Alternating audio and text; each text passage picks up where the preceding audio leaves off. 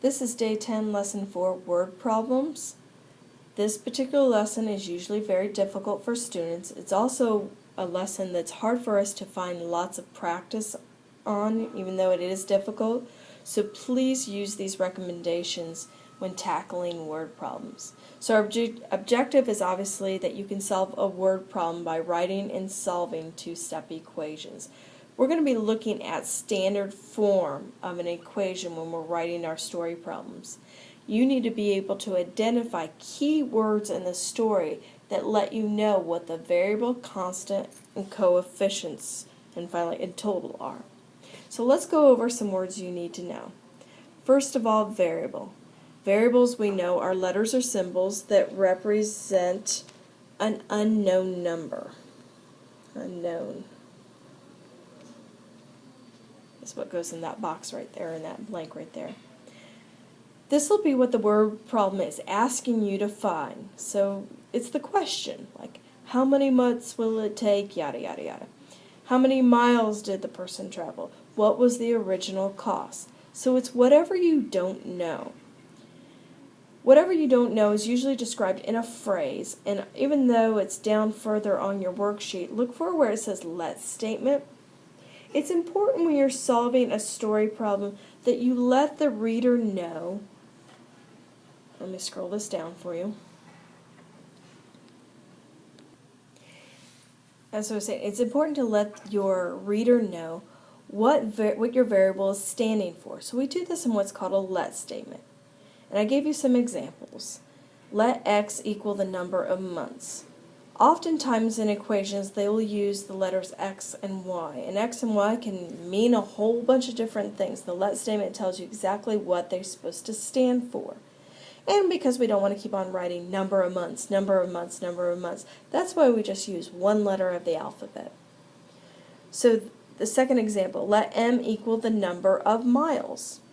We could use n for number of miles, but we only want to use one letter. And obviously for representing miles, you can use M. Original cost, they chose to use C, but sometimes the equation will say O. It's important to read the story problems. Sometimes in the word problems, they will tell you what variable they want you to use. But if they don't tell you, then it's a good idea to just pick the first letter of the word that you're representing, like miles using M, and cost using the letter C. So that's what a variable is. Constant is a term and equation that has a fixed value. Some examples in real life of something that has a fixed value are like flat fees. If you've ever been in a taxi, when you first get into the taxi and the cab driver turns on the meter, you'll notice that there's already a dollar amount that pops up. This is the flat fee, or what's called a taxi drop flag fee. It's just for getting into the car. It doesn't matter how many miles the taxi driver takes you. They're going to charge you. Another example you might be more familiar with is a cell phone service. Some of you have cell phone contracts that charge you, let's say, like $50 a month, and it doesn't matter how many calls you make. Now, if you go over your minutes, then they start to charge you for every minute over so much. But that initial fee is called a constant. Other types of constants are money that you've already spent, or basically anything that's happened in the past. And I would write that down. If it's happened in the past, you can't change the past. And that's why the number in the story becomes a constant. It's something that you would add to your variable.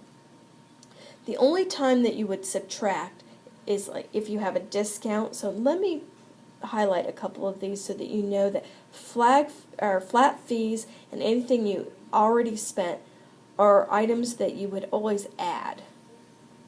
That is if you're in standard form. Discounts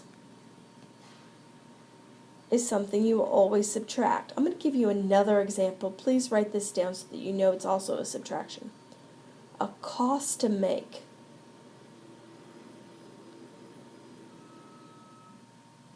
We're going to be looking at some story problems later on where you're going to be selling an item but it costs you something to make it. That's a subtraction as well. After constants, we have coefficients. Remember that coefficients is the number that's beside or under your variable. It shows multiplication or division of the variable. Keywords here for coefficient are definitely per and each. You'll see those two words a lot.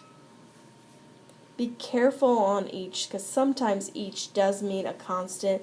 For example, they just want to know how much you make in 1 week, but they tell you you get paid, $20 each week. You're not going to multiply that to the variable. That's a flat rate at that point. But if they say, but you also get commission for each item that you sell, that would be an example of a coefficient. Other types of coefficients would be charges per items or the rate for an item. For example, bananas are $2.25 a bundle or something like that. That would be something you would multiply to your variable, because you have to pay for each one. Portions of an item. Now, portions would be an example of division. So if they say half of something or a quarter of something or a third of something, then those would be dividing. You take your variable and you would divide. Alright, so those are the keywords you need to know. Now we need to know some keywords to let you know which operations to use and to identify what would be a variable, a constant, and coefficient. I've given you some real good examples though. Let me say that again. I have given you really good examples. Okay, I know I'm a math teacher, not a grammar teacher, but I wanted to fix my grammar there. So a standard form of equation will be always in this format if we want our answers to be in standard form. Our coefficient times our variable. Let me give you an example of what I mean. Like 2x, where 2 is our coefficient times your variable. We're not going to use the dot in between there, but just remember that you will write them side by side. Then plus or minus whatever your constant is, equaling some kind of total. Now a total is a constant as well, but there's going to be keywords to let you know that that's the constant that we put after the equal sign. So these words right here you will find in the word problems to help you identify the coefficients, the constants, and the totals. So words that mean multiplication are coefficients that go right next to your variable. Are words like times, multiply, product, that's a big one. You will use that often. Product of, per, for each, for every. These are very common. And then double, twice, and triple. Also pretty common. Those three words right there not only tell you that this number that you're reading about is a coefficient, but they actually even tell you what number to use. The word double means to multiply by 2. Same with twice, means to multiply by 2, and triple is 3. So if you see those three words, you're going to be looking around and like, well, where's my number at? Where's my number? It's right there in the word. You will use your 3 or your 2 right next to your variable. So those are all words that would represent the number that you would write beside your variable. Division words are words that indicate that the number that they're talking about goes underneath your variable. So divide into, divide by, or among are all examples. Quotient is a very common word that's used. You'll see out of or ratio of, the quotient of, a percent, or half, third, or quarter. That means a half means to divide by 2, a third means to divide by 3, and a quarter divided by 4. So those three words, just like our double, twice, and triple, not only tell you that you need to divide, but they even tell you what to divide by. I'm even going to include percent in that. When you see a percent of something, then that's telling you that you're dividing by 100. After your variable, then you're going to be usually adding. These words right here become much more common than ever subtraction. But words that mean addition means the number that you're going to add to this. Of course, added to and increase by, more than. There's a difference between more and more than. More just means you add it to it. More than means to hold that thought. For example, if I said x more 3, now I know people normally talk like that. I can't think of an example right off the top of my head, but there have been examples. X more 3 means x plus 3. But if I say x more than 3, the word than, did you hear me say the word than? X more than 3, that would be 3 plus x. We would actually get the same answer if we turn those back and forth around, so it's okay right now for that particular problem. Subtraction is a little different. Other words are combined, sum, sum of. I've got a star next to sum of. Not only does it tell you to add, but it tells you to add certain quantities. You will always have to use some kind of parentheses when you say sum of. You will generally see this with a multiplication word. It'll say like twice the sum of x and 3. So twice the sum of x and 3. So it's still showing addition, but it just means that you're going to have to put it in parentheses.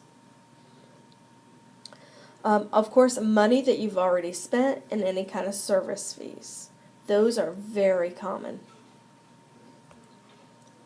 Words that mean subtraction are like decrease, difference, less, and less than. That less and less than does the same thing. When you see less than, you need to turn things around. Left, lower than, fewer than. Whenever you see the word than in a phrase, then that means you need to turn your expression around. Minus, and then very commonly you will see discount or cost to make an item. Finally, you will look for keywords that let you know where to put your equal sign and the number after it. Obviously the word equals, but also the forms of be, like is, was, were, are, have, has, and had. Altogether, all those forms of be are words to let you know. Write your equal sign and the number that they're talking about, you write after it. Other very common examples, gives, yields, and totally are all examples of words that mean the equal sign, and then finally your total. Let's try some examples. It's a good idea to have a highlighter out right now because we can use our highlighter to highlight those key words. If you need to separate your packet so that you can have those keywords laying out in front of you, I can't remember if this page is back to back from the previous ones, so that you can look at that chart to find the keywords in the story. Let's look at the first example. Miss Brennan's car needs to be repaired. The mechanic charged a flat $70 fee for $30 per hour to fix it. Miss Brennan pays $370 total. How many hours did the mechanic work on her car? Let's see, can we find some of those key words? First of all, let's see if we have any first of all, let's find our variable. What is it that we're trying to solve so that we can assign our variable? So we look at our keywords. It says step 1, circle the keywords in the problem, underline the number, the variable unknown. So let's find that variable and we'll go ahead and underline that right now. How many hours did the mechanic work on her car? So what we don't know is how many hours. So this is a perfect time to write your let statement. Let's let, and we got to choose a variable to represent how many hours. Why not h? Let h equal, I'm just going to abbreviate with the pound sign, that means number of hours. Okay. Now I'm going to try to find some other keywords. I see the words flat fee here. I see the word per. I see the word total. Alright, so those words that I just highlighted will let you know our standard format and where to write the equation. So, let me get my pen. The first thing we're looking for is the coefficient. Remember, coefficients is like for each, every, or in this case, the per. $30 per hour. So you would write 30h. So that takes care of our coefficient and our variable. And now we're looking for our constant. Constants are things that are flat fees or things we can't change. Hey, look right there. It says flat fee of $70. So we're going to add our flat fee of $70. Then equaling, well, the only number we have left is 370. Good thing it's really close to that word total. 370. The hardest part is just writing the equation. Now that we have the equation, let's go ahead and solve it. We need to first combine our like terms, so I'm going to subtract this 70 because it's the opposite. I need to move it to the opposite side of the equation. So we get 30 hours is equal to, well, 370 minus 70 is 300. And then I need to isolate my variable. That 30 is beside my h, so I'm going to divide. That cancels out. And h is equal to, everybody know the trick about numbers that end in 0, you can cross off a 0 on each one, so it's the same thing as saying 30 divided by 3, which is 10. So what we're saying is that is 10 hours. It's a good idea to go ahead and label your answer. Whenever you have word problems, kind of go back to the original let statement so that you know what it is you're saying. 10 hours. The way to check yourself is to ask yourself, is this a reasonable answer? If I were to get work done on my car and I got some kind of answer like 370 hours, is that even reasonable? Would you expect that you're going to wait 370 hours to get your car fixed? No. 10 hours is a pretty reasonable answer. It would take somebody maybe a day, maybe 2 days at the most to get a car repaired. So there's your answer, 10 hours. Do you see that standard form? Standard form of our coefficient with our variable, our constant, equaling the total. Right. Let's try another one. Right, the question says, Maria bought 7 books to add to her book collection. A week later, half of all her books were destroyed in a fire. There are now only 22 books left. With how many books did she start? So again, let's find the unknown in the question, and let's underline and create our let statement. So the question is, how many did she start? What did she start? Well, we had to read the whole problem. We know that it's books. So we want to let's use B for books. Let B equal the number of books she started with. That's a key for this question right here. It causes some confusion if you forget about the word start, because we have some books and they tell us, what's left over at the end. Alright, so now we found our variable. Let's find some key words here. She bought 7 books to add to her collection. Here's the word add. Week later, half of all her books were destroyed in a fire. There are now only so many left over. Alright, let's see if we can find our total. What number would say how many books at the end? Well, at the end of the day, there were 22 books. So I would write equals 22. Okay. So we know we started off with some books, and we want to know, how did she get 22?